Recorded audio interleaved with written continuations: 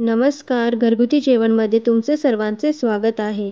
पालेभाजी म्हटले तर सगळ्यांनाच कंटाळा येतो आणि आमच्या घरी पण तोच प्रकार आहे. खूप ठराविक अशा पालेभाज्या आवडतात आणि लाल मटाची भाजी तर खूपच छान होते, पण खाण्याचा कंटाळा करतात.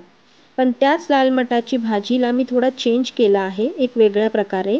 तर व्हिडिओला शेवटपर्यंत नक्की बघा. तर चला सुरू करूया आजची न्यू रेसिपी.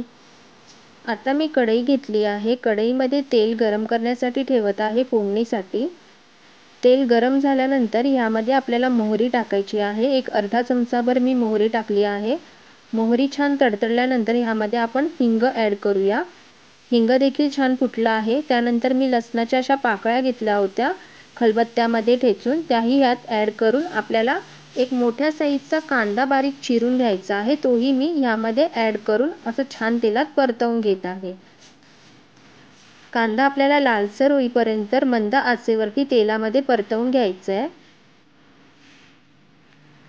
बघा, अशा प्रकारे कांदा लालसर होईपर्यंत तेलामध्ये मंद आचेवरती परतवून घ्यायचा आहे.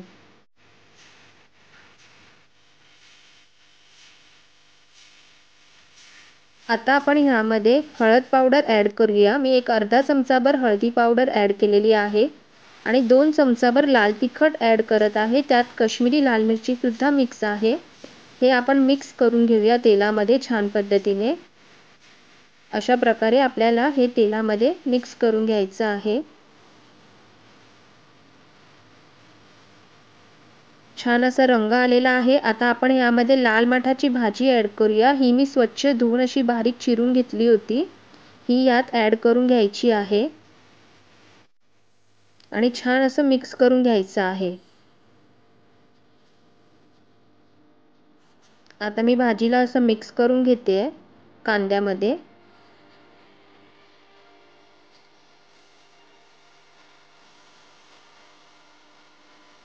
भाजी मिक्स करून झालेली आहे. आता 1-2 मिनिटासाठी मी झाकून ठेवणार आहे स्लो गॅसवर. आता आपण ओपन करून बघूया 2 मिनिटानंतर. तर बघा, भाजी थोडी शिजलेली आहे. पुन्हा एकदा चमच्याने सगळ्या बाजूने हलवून पुन्हा याला 2 मिनिटासाठी झाकून ठेवूया.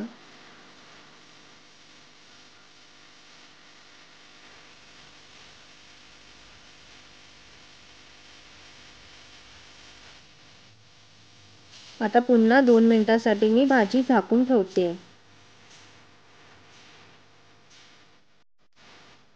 2 मिनिटानंतर आपण उघडून बघूया तर भाजी छान अशी शिजलेली आहे.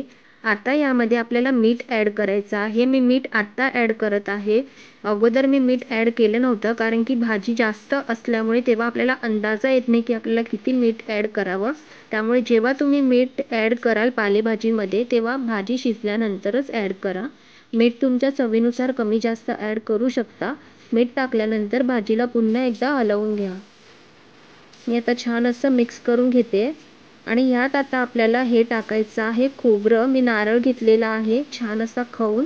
तर आपल्याला हे नारळ यामध्ये ॲड करायचं आहे खवलेला. नारळामुळे भाजीला खूपच छान अशी टेस्ट येते. त्यामुळे तुम्ही जेव्हासुद्धा लाल मटाची किंवा कोणतीही पालेभाजी कराल तर तुम्ही नक्की त्यामध्ये खवलेला नारळ नक्की आठवणीने टाका. त्याने भाजीला खूपच जास्त चव येते आणि खूपच छान दिसते सुद्धा. बघा, आपली भाजी रेडी झाली आहे. ही भाजी तुम्ही भाकरी किंवा पोळीबरोबर खाऊ शकता. खूपच छान बनते. नक्की तुम्ही ट्राय करून बघा आणि कमेंट बॉक्समध्ये नक्की कळवा तुम्हाला ही रेसिपी कशी वाटली. आणि जर तुम्हाला ही रेसिपी आवडली असेल तर चॅनलला लाईक, शेअर आणि सबस्क्राईब करा. थँक्यू.